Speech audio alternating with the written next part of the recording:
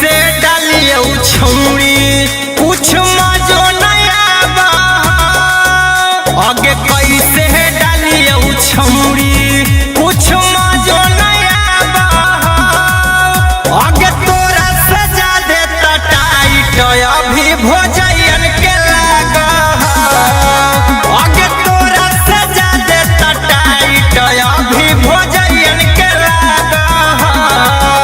आगे देखिए के पीछे करिया हमारे पीछे भागा आगे तोरा सजा दे टाइट अभी भोजन के लागा आगे तोरा सजा दे टाइट अभी भोजन के लागा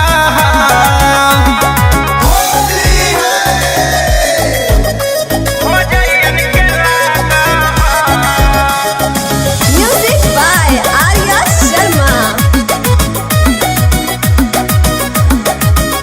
आगे कितना करई ना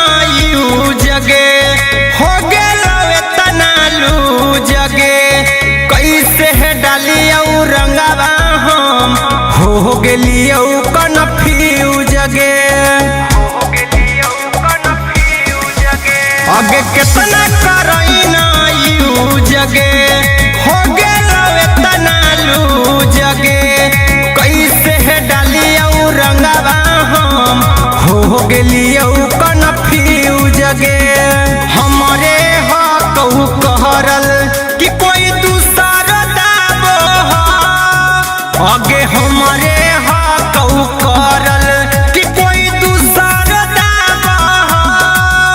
आगे तोरा सजा दे टाइट अभी भोजन के लागा आगे तोरा सजा दे टाइट अभी भोजन के लागा आगे तोरा सजा दे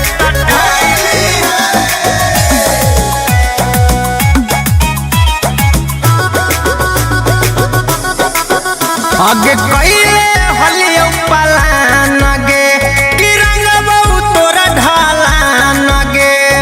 टूट गेलौ दिलवा हमर देखिए के सामान गे